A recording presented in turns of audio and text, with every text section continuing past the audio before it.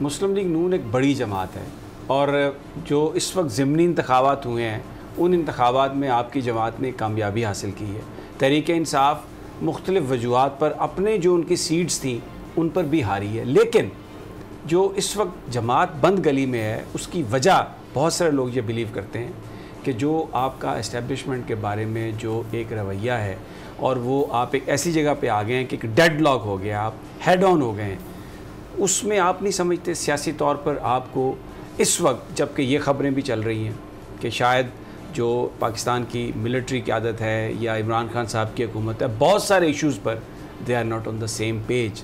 So are you willing to change your ایٹیچیوڈ اور your stains about establishment? دیکھیے ہمارا تو جیسے میں نے آپ سے شروع میں کہا کہ نہ کسی سے جھگڑا ہے نہ کسی سے کوئی دوستانہ ہے.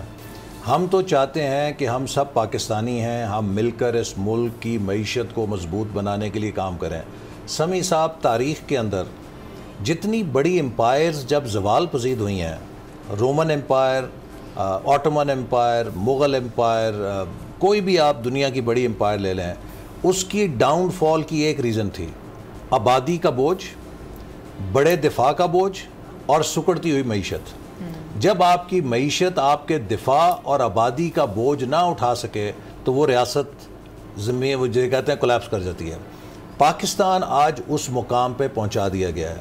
ہماری آبادی دنیا کے سب سے فاسٹسٹ گروئنگ پاپولیشن ہے, ہمارا دفاع کا ہم پر بوجھ ہے اور ہماری معیشت جو 5.8% پہ جا رہی تھی منفی, اور اس سال کہتے ہیں 1 یا 1.5% پہ ہوگی, انڈیا 11% سے گرو کر رہا ہے, ہم یہ سسٹین نہیں کر سکتے.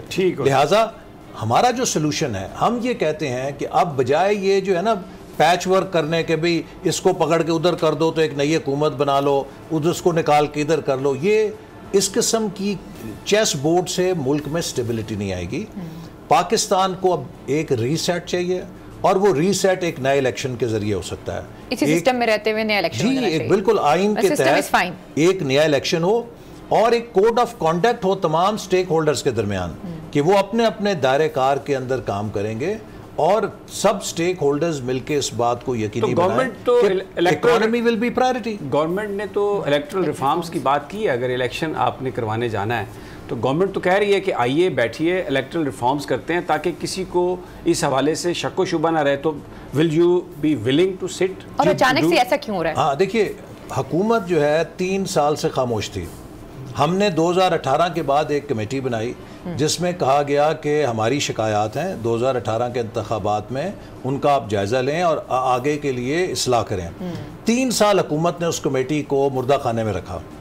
اب جب 8 ضمنی الیکشن یکا یک ہاری ہے تو ان کو یہ خیال آیا کہ بھئی یہ تو کام ہاتھ سے نکل گیا ہے, تو کوئی چور دروازہ نکالو, کوئی الیکٹرانک دھاندلی کا منصوبہ نکالو. انہوں نے دنیا کے بڑے بڑے ہیکرز کو لا کے ملازم رکھا ہے. اب یہ ایک آن لائن ووٹنگ جو کرنا چاہ رہے ہیں, دیکھیے اگر آن لائن ووٹنگ ممکن ہوتی تو امریکہ میں ہوتی, برطانیہ میں ہوتی, جرمنی میں ہوتی, فرانس کے اندر ہوتی. یہ دنیا کی بڑی بڑی طاقتیں ہیں, یہ اپنے لوگوں کو کیوں گھنٹوں گھنٹوں لائنوں پہ لگاتی ہیں؟ یہ کیوں باہر سے پوسٹل بیلٹ کا انتظار کرتی ہیں کہ وہ آئے؟ یہ تو انسٹنٹ ہو سکتا ہے. ہوم لینڈ سیکیورٹی کی سائبر سیکیورٹی ونگ نے, ایف بی آئی نے, ہارورڈ یونیورسٹی نے, ایم آئی ٹی نے, اسٹینفورڈ یونیورسٹی نے, دنیا کے ٹاپ جو یونیورسٹیز ہیں ان کے کمپیوٹر سائنٹسٹ نے اور آئی ٹی کے ایکسپرٹس نے ڈیفینیٹو رائے دی ہے کہ انٹرنیٹ بیسڈ اور آن لائن ووٹنگ سیکیور نہیں ہے. دیکھیے ابھی امریکہ میں کیا بحث چل رہی ہے, وہ کہتے ہیں کہ امریکہ کے الیکشن کو رشیا نے ہیک کیا ہے. امریکہ ایک سپر پاور ہے, ہماری کیا حیثیت ہے اس کے مقابلے میں؟